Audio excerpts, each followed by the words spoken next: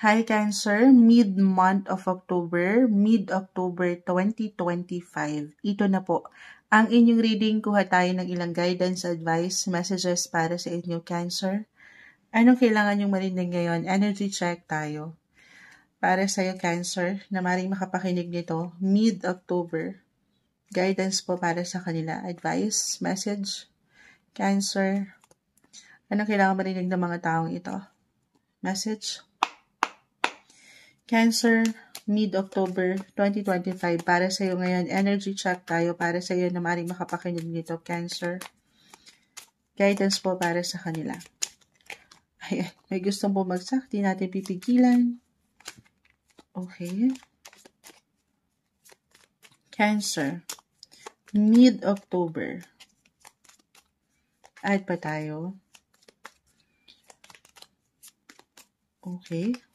Sige. So, unang bumagsak, no? Page of Wands, Three of Wands. Meron bang travel? Uy. So, hindi kailangan katakutan or laliman. The Devil card, umangat. Maring the Moon, kayo na to mismo. You are ruled by the Moon.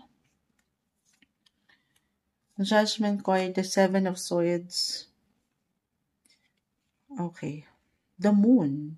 Four of Pentacles, Three of Pentacles. As a Cancer myself, ayan. Parang humuhugot ako sa aking sitwasyon din. Pero hindi. Anything,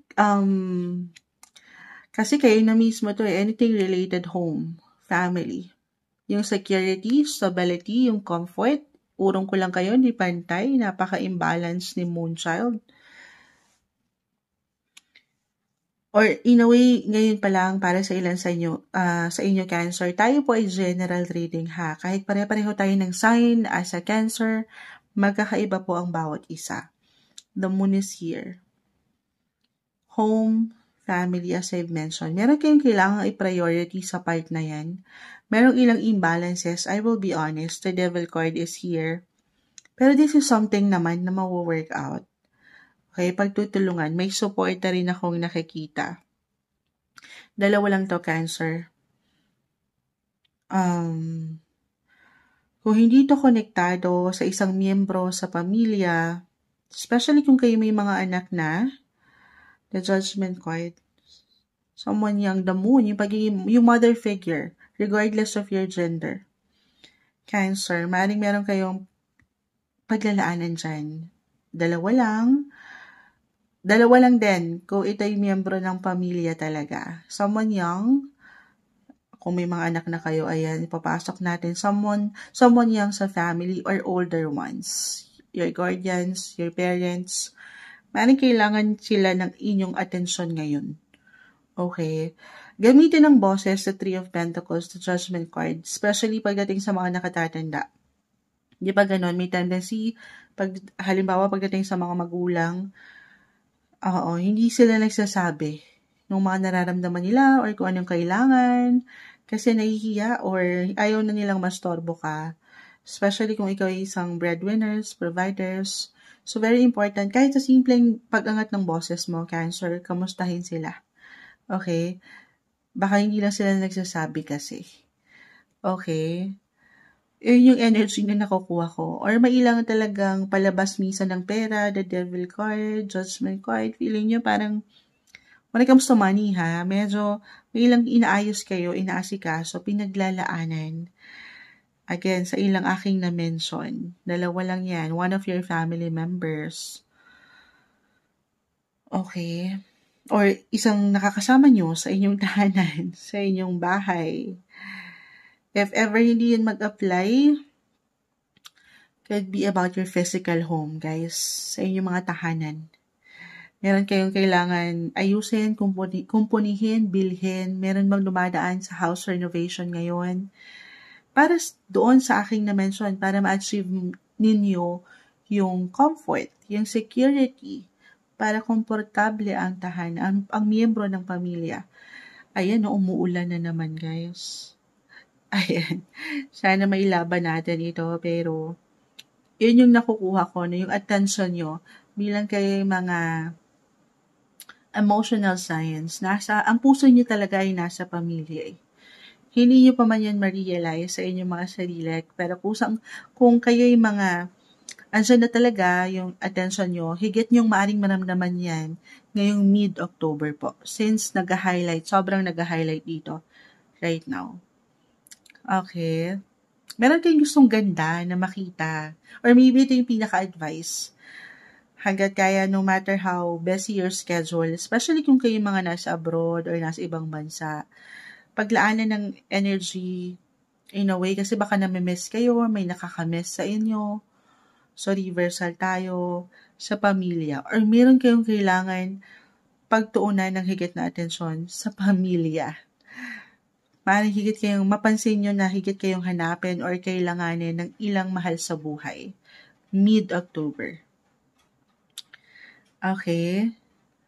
Pero wag iwas kayo sa ilang negativity, sa ilang stress, okay? Isa-isa lang.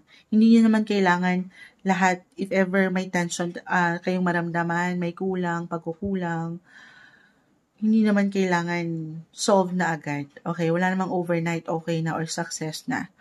So take it easy, magplano para sigurado, try to have some plans, ayan.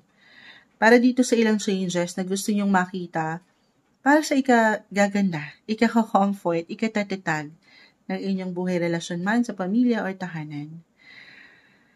Okay.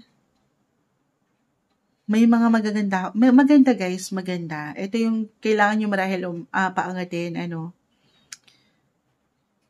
I feel na may mga bago sa tahanan. Hindi nagiging madali ang ilang situation.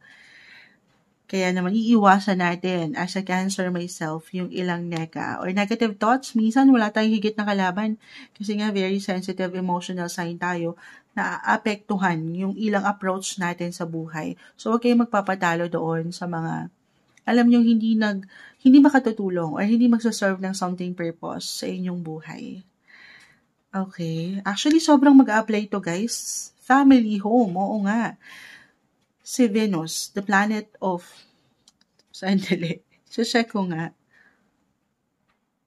Yes. The planet of love, beauty, attraction, yung ganda, yung comfort, money. Oo, magta-transit po ito sa inyong mga 4th house of home. Sobrang mag-a-apply sa ilang cards nyo. Or pagdating sa mga bata, since si Mars right now, the planet of energy naman ay nasa inyong mga 5th house of children, your kids, your loved ones, love life. LDR, para sa mga nasa long distance relationship, may something energy ako nakikita dyan. Maaaring meron din kayong kailangan higit na pagtuunan sa part na yan. Meron bang, since tahanan na to, 3 and 3, kahit over the net, connection, communication, reunion, since papasok na tayo, malapit na ang holiday season, kahit sa simpleng pagpaplano, pag-uusap over the net sa ilang kapamilya, kaibigan, ayan, or merong ganap sa tahanan, party events, or business man yan, or for pleasure, andito na lahat guys. Page of Wands, limitless ang pwedeng maganap. Mid-October, mid-month of October, Cancer. Okay. So, yun. As long as nandito yung mga nilolook forward nyo, papanghawakan nyo lang yung mga nabe-vision nyo na kayo sa mga susunod na buwang ito ng taon, especially, isa-isa lang ha, kasi parang may pressure akong nakikita. Kasi nga gusto nyong ma-reach yung kagandahan, yung improvement sa relasyon man or sa inyong mga kinalalagyan, tahanan. So, may ilang goals kayo dyan. Ang ganda, huwag kayong matakot, huwag kayong pangunahan ng pag-aalala, ng ilang ito, yung ilang demonyo. Iwas tayo dyan. Kailangan natin maging consistent. Consistent, di ba?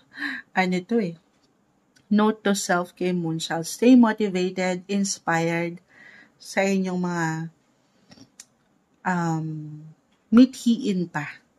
Hindi madali ang buhay, pero andito yung diskarte, pagiging malikhain nyo, be unstoppable. Paangatin nyo yung fire in you. Kahit na minsan napapangibabawan, hindi maiwasan ang inyong mga emosyon kasi mga water sign tayo. Okay? On fire. Be on fire, be unstoppable, limitless ka, Cancer. Malawak, marami ka pang pwedeng marating, mapuntahan, matutunan. Ito yung umaangat na guidance, advice, messages para sa inyo, mid-October 2025, Cancer.